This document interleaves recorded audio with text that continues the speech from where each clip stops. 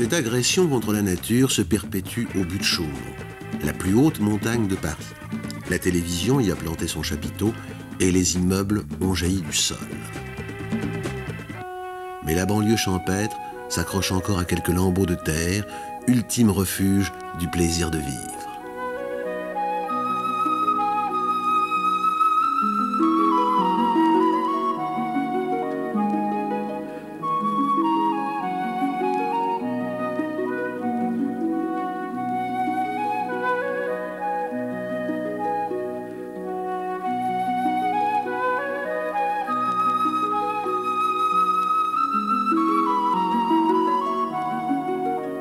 Et puis, voici Belleville, un des derniers villages du Grand Paris.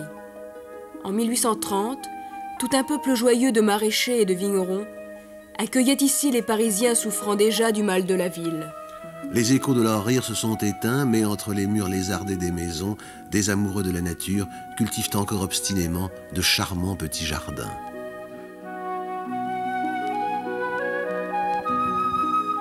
Un modeste potager près d'une voie ferrée. À Ménilmontant, des employés des chemins de fer perpétuent ce réconfortant miracle.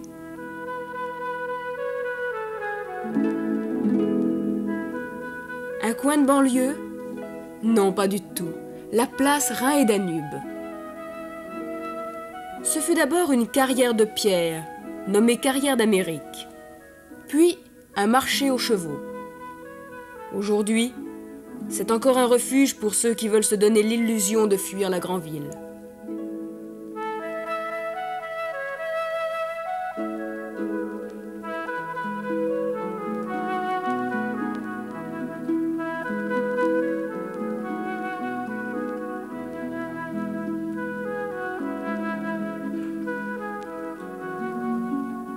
C'est ici qu'est née au cœur de Belleville celle qui savait si bien faire battre le cœur de Paris. Des murs qui se désardent, un escalier étroit, une vieille mansarde, et me voilà chez moi. Un lit qui se gondole, une table de guingois, une lampe à pétrole, et me voilà chez moi.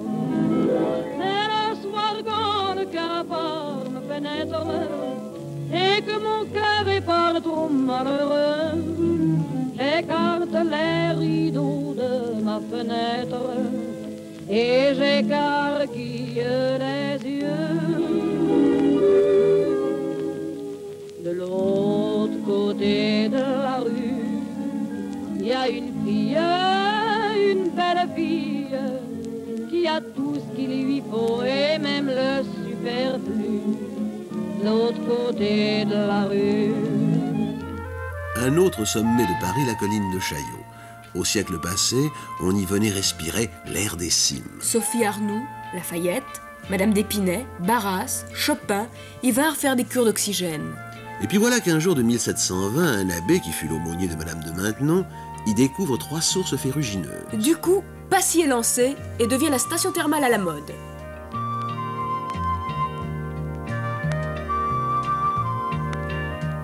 À 2 pas de l'Étoile, ce paisible potager n'est pas un jardin ordinaire. Il plane à quelques 50 mètres du sol et abrite sous ses massifs 65 000 mètres cubes d'eau. C'est le château d'eau de la rue Lauriston qui offre à ses voisins le privilège d'une permanente évasion de verdure.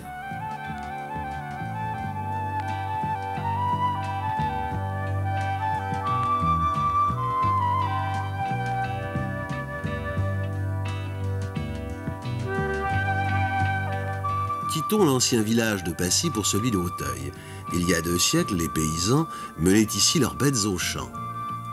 Veaux, vaches et cochons ont déserté le 16e arrondissement.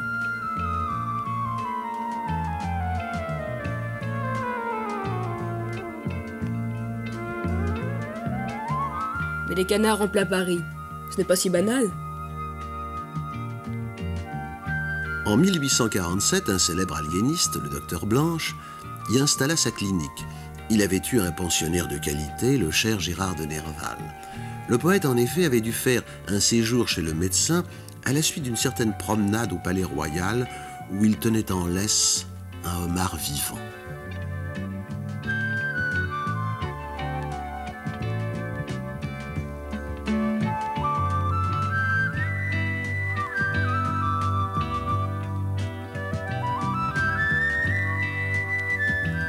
Ces maisons de campagne parisiennes, ces jardins miniaturisés qui semblent refléter la nostalgie des années folles, ont un créateur commun, l'architecte Mallet Evans.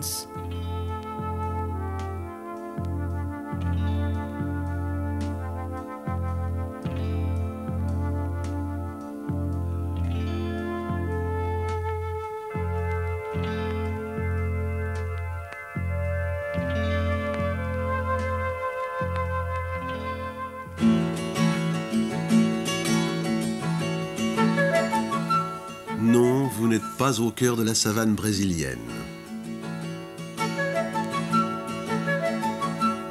Ce perroquet, à bitre et noir, c'est un Parisien authentique, tout comme cette tortue d'ailleurs. Quant à l'exotisme tropical qui vous est offert, il n'est pas baigné par le fleuve des Amazones, mais plus simplement par la Seine.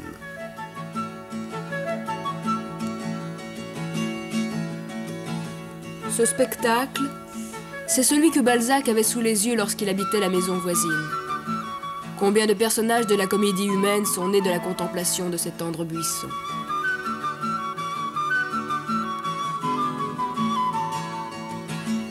Dans un joli château qui s'appelait le château de Passy, vivait jadis une belle princesse, la princesse de Lamballe. Sa promenade l'amenait souvent dans ses allées fleuries. D'elle, il ne reste plus qu'un fantôme gracieux, et du parc du château quelques morceaux de jardin qui suffisent à dépayser le promeneur.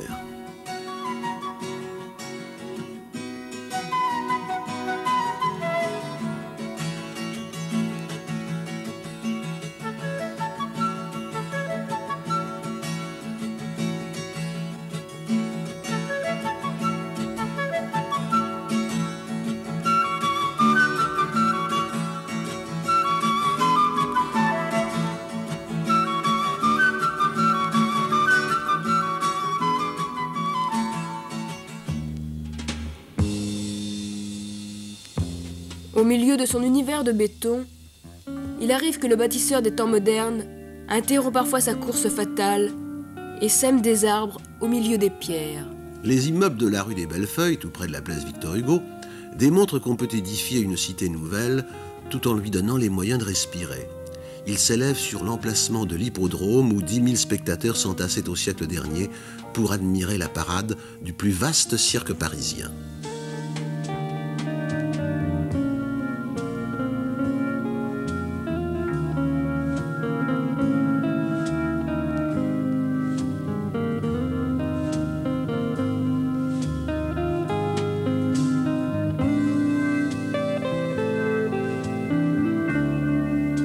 Laissons le rythme de la ville reprendre ses droits, juste le temps de traverser Paris. Le Lion de Belfort, le Faubourg Saint-Jacques, l'hôpital Cochin,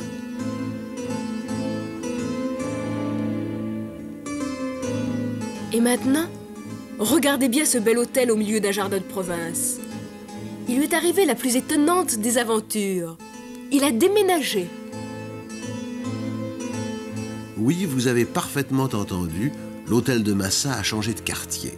En 1928, il s'élevait encore rue La Boétie, à 2 pas des Champs-Élysées, mais tel quel il gênait fort des promoteurs immobiliers qui l'achetèrent pour lui substituer un immeuble moderne. Mais le ministre de l'Instruction publique de l'époque, qui s'appelait Édouard Herriot, n'accepta pas cet holocauste.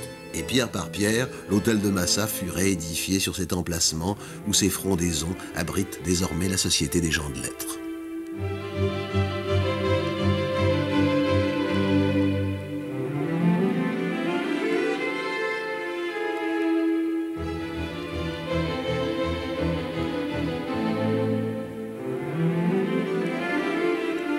Ici, ce sont des dominicains qui font vivre un beau jardin, rue des Tanneries, sous laquelle coule la Bièvre.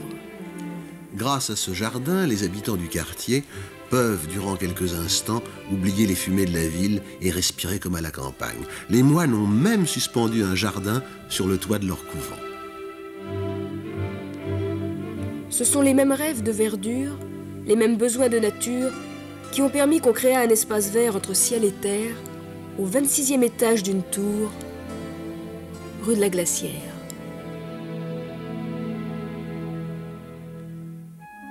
Puisse ce salutaire exemple être suivi par tous les bâtisseurs de notre cité.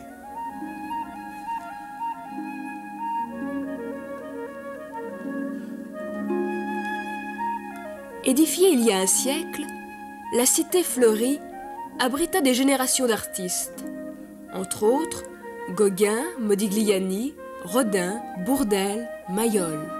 Cet îlot de quiétude devait fatalement aiguiser l'appétit des spéculateurs, mais les indigènes veillaient sur leur village et la cité fleurie fut sauvée. Notre promenade aujourd'hui s'achèvera dans ce grand jardin qui abrite l'institution de Sourds-Muets.